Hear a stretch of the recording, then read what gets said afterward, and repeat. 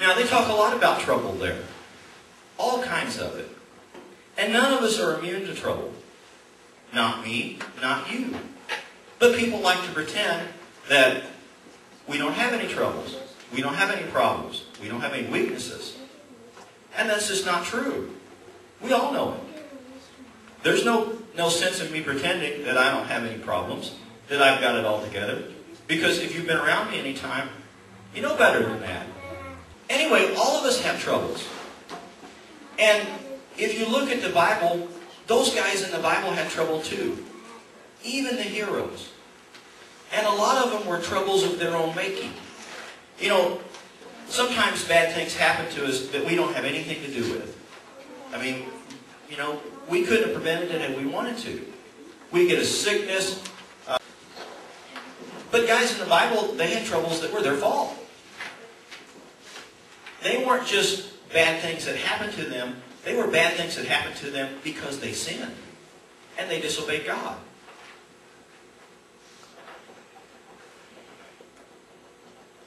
We'll look at Noah. Now, you know, if you remember the story of Noah and the ark, God came to Noah and pretty much said, you're the only righteous one here on the whole earth. And so I'm going to destroy the whole earth, but I'm going to save you and your family. So go build an ark. So Noah did.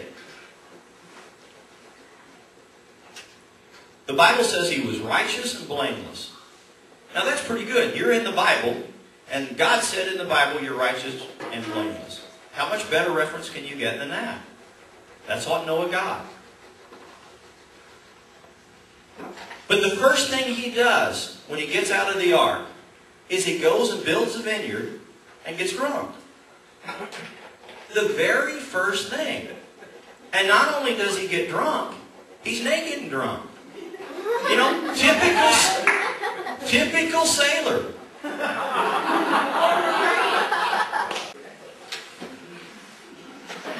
The first thing he does when he gets off the ark, read it in the Bible. The first thing he actually goes out and does is he goes and plants a vineyard. Now, he was wanting some wine pretty bad. And yet, God says he's righteous and blameless. Now, his going out and getting drunk wasn't righteous and blameless. But it was one of the things he did wrong. God didn't abandon him for it. And God, you know, if you believe God is who he says he is, he knew Noah was going to do this. But God doesn't go out and abandon us the first time we do something wrong. David. Now this isn't me. David in the Bible, he was called a man after God's own heart. Okay? That's a pretty good reference too. That's what God said about him. And yet he wasn't perfect either. He committed adultery. If you know the story, he's seen Bathsheba.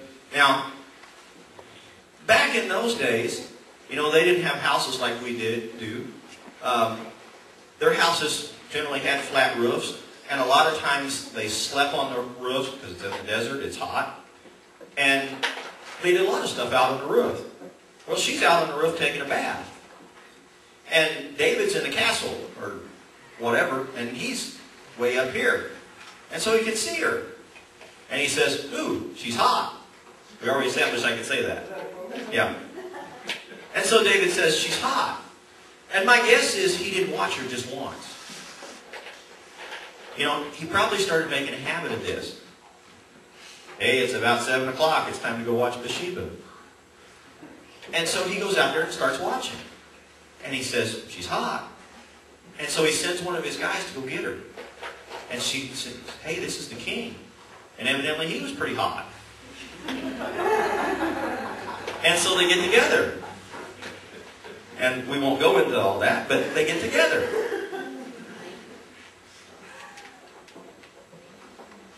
And she gets pregnant. And David says, uh-oh, what am I going to do now? And so he calls her husband, who's fighting in David's army, and who's a hero in David's army. And he brings him in from the front line, and he says, here, have some R&R with your wife.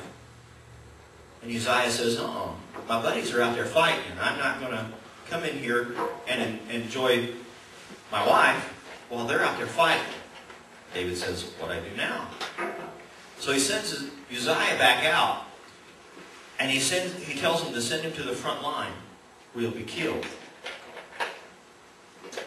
And he was. David planned it that way. And they were punished too. The child died. You know, that's a pretty painful punishment. The child died. But God didn't disown David either.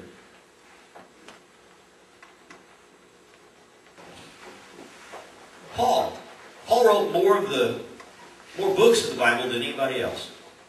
We get most of our theology, most of what we believe about Christianity from Paul.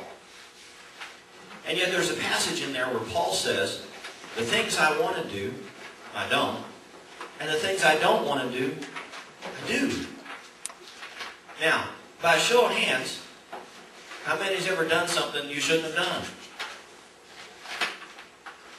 How many's ever not done something you should have done? See? All of us. We're all guilty. And the Bible says that all have sinned.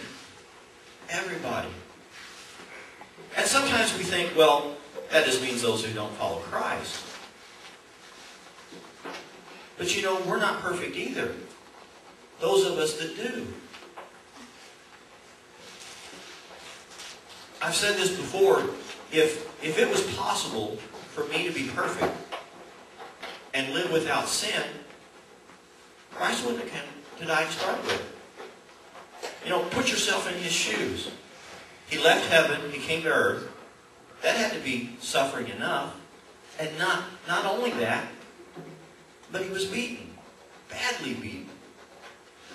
You know, if you've seen The Passion of Christ, they show Him getting beaten in there. That was probably pretty realistic. He got beat bad. And then He died on the cross, which was a horrible death. The Romans were famous for their ability to torture people. And so they killed people the worst way they knew how. Crucified him. If I was Him, if I was Christ, and there was some other way for us all to be perfect, I wouldn't have went through that. But He did, because we can. And a lot of times, people, particularly those that are religious, like to pretend, hey, look at me, I'm perfect. And they're not. But being a Christian, we have somebody that we can lean on. We have somebody to help us. And we talked about this in Bible study Wednesday night. Imagine what it would be like if you didn't have any troubles. If I didn't have any troubles. How independent we would be. I don't need you. Why would I need you? I can move this hot tub all by myself. I bought a hot tub last winter. And I asked several of these guys to come and help me move it. And we drove up and they got out and they looked at it and they said, "You said you bought a hot tub. That's a swimming pool." But there's no way I could have done that by myself. I had to depend on friends.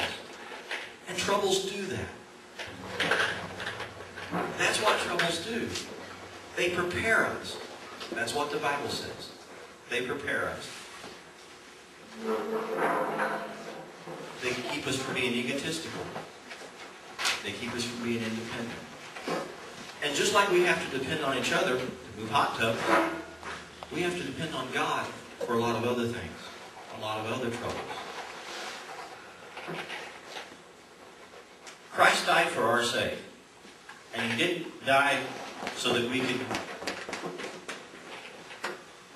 get up here and say, "Look at me." He died so we could get up here and say, "Look at Him. Look at Him."